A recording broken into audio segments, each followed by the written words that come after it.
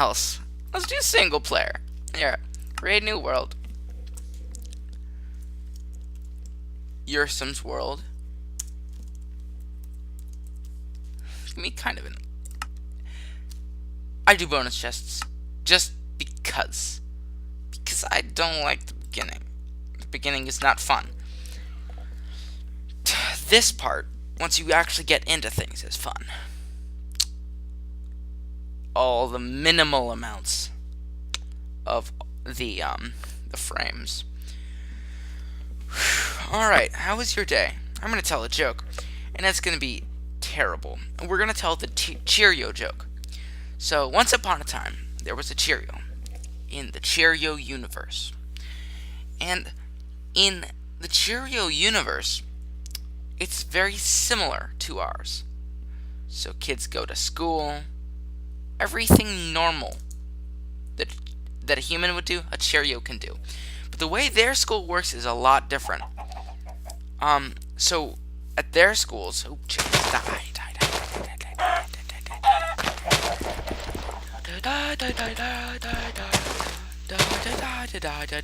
I'm missing so bad. There we go. All better. Alright. So in their schools, there are many different kinds of school. So, like, to start out,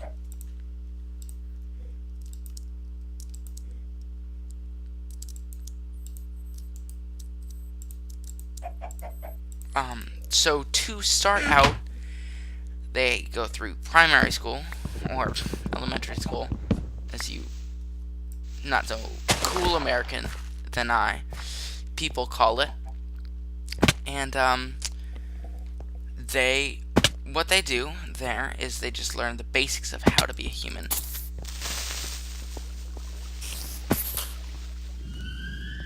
Creeper, get away.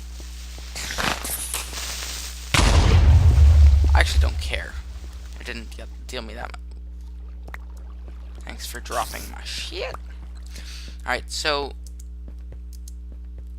basically the Cheerio will go to Cheerio school to learn about how to behave in society. And basically just proper etiquette of how to be eaten, things like that. Things that every Cheerio really needs to know. And so once the Cheerios have learned this basic skill of like how to be eaten, all sorts of things like that, what they'll do is they'll go on to middle school or secondary school or whatever you want to call it. And at the middle school, they really learn how to interact with other Cheerios in the bowl. So when they're there, they learn about how other Cheerios feel and think, and if other Cheerios really want to be eaten, and they sort of are able to give themselves counseling, basically. Like, you know, it'll be okay once you get eaten, you go back to the Cheerio world, you get to raise a family, things like that. But a lot of Cheerios don't like it when their Cheerios go bye-bye. So a lot of times they'll be really scared that they won't go back to Cheerio world, like heaven and hell. But no, that's not how it works. You go right back to Cheerio world, and you can live a normal life with your family, and it's a great system. As soon as you basically quote unquote die or get eaten, whichever you want to call it, you go right back and you have a wonderful time, like living out life. And then you go to high school, which is where you finish up any sort of training you might be needing. And then there's special kinds of Cheerios in this world. So there might be one kind of Cheerio, which is a chocolate Cheerio. All things like that. And so there's a special training everyone has to do, which is they have to go through special training school where they learn how to be the kind of Cheerio of their choice. But once you come back, you're that kind of Cheerio. So my story is about this one Cheerio. His name's Bob. And Bob the Cheerio, he's a Honey Nut Cheerio at birth. Because both of his parents were Honey Nut Cheerios. His whole family has basically been Honey Nut Cheerios. And so he has a lot of pressure on him to decide that he wants to be a Honey Nut Cheerio when he grows up. But he's sort of ambivalent because he doesn't know if Honey Nut Cheerios are really the way to go for him. Is it really what he wants to do with his life? And so he goes through elementary school, he's a little tentative about getting eaten and weird stuff like that, because he doesn't really want to go places. But everyone knows that every Cheerio has to go places, has to be eaten, has to do things like that. And so Bob the Cheerio, he is very sort of a depressed kid. And so Bob the Cheerio, what he does is he goes through elementary school just like anyone else, and then he goes to middle school like everyone else, and he does everything just like everyone else. So he goes through high school, and then special training, and then everything that his parents could sign him up for to try to convince him to be a Honey Nut Cheerio, they did. So his parents and his siblings but all want him to be a Honey Nut Cheerio. So like his parents, when they were going through training, they went to be Honey Nut Cheerios. All of his siblings have all graduated. Fuck. And they are all Honey Nut Cheerios. So like there are a lot of Honey Nut Cheerios in the family, and it's really important to the other Honey Nut Cheerios that Bob follows suit and decides to live on the family tradition of lava. So Bob kind of complies. He always thinks about how he really, deep down, wants to be this beautiful chocolate Cheerio. The best of all chocolate Cheerios. But he can't be that chocolate Cheerio because he just can't bring himself to go against what his family's wishes are. So he goes through special training and he gets put in a bowl, just like everyone else. He gets put in a box in a grocery store. And then once he's there, once he gets there, he's like, ooh, this is actually kind of cool. And so he's there. He actually gets eaten, the first of the bunch, which is great. But the thing is that when you're a Cheerio, you go right back home after you're eaten. So, but by the way, I'll let you know that these Cheerios don't have a very good sense of respect for females or respect for relationships in general. So when he gets home right after being eaten, he what he does is he goes out to a bar and meets Chocolate Cheerio, who he really likes. Like, really, really likes. He's got, like, a crush on her. And he's, like, professes his love 30 seconds later. And then 30 seconds after that, he proposes marriage. And then the same day, they go home and have tons and tons of kids. They have 8 kids, to be exact. But he doesn't want to be a Honey Nut Cheerio. He really still wants to be a chocolate Cheerio. And so what happens is he ends up telling his wife, I don't think I can be a Honey Nut Cheerio anymore. And she doesn't like Honey Nut Cheerios to begin with, so she's happy about this.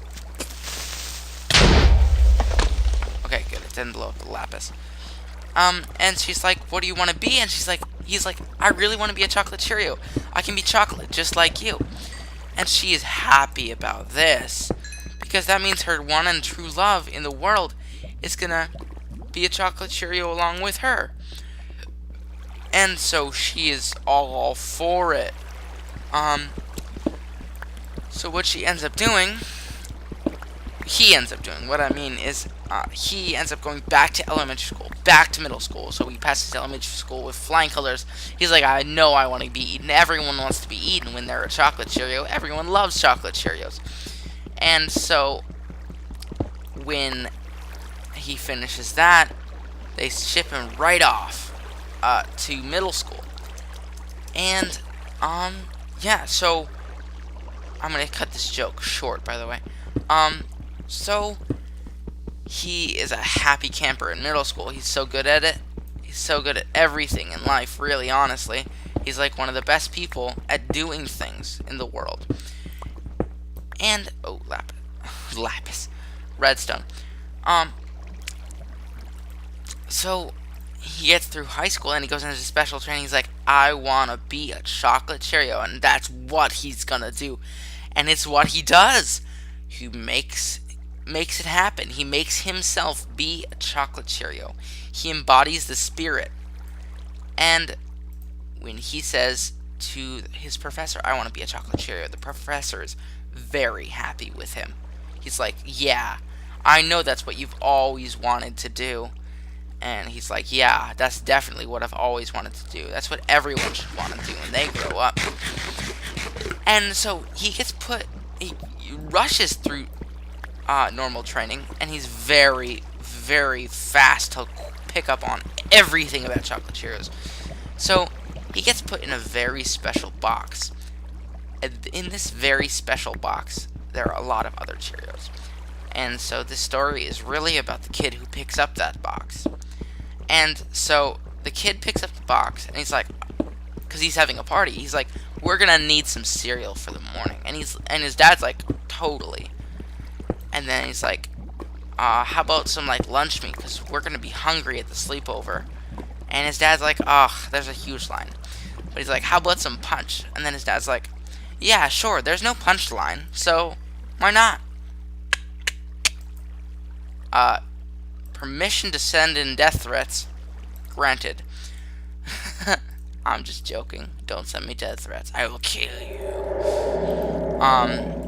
Yeah, so that's how amazing my joke is, and I think that you should always respect that joke, because it's one of the best in the world.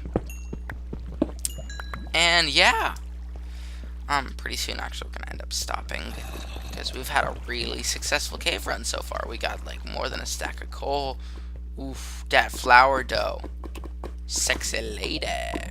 Ooh. Ooh. Smack that. Ooh. Where did that come from? Fuck. Yeah, no, I came from this way. Alright. So we're actually end it off real soon. Leave any comments you would like, because I'm a noob, and any suggestions, because I could totally use them. And I thank you, and hope you have a wonderful day. Bye.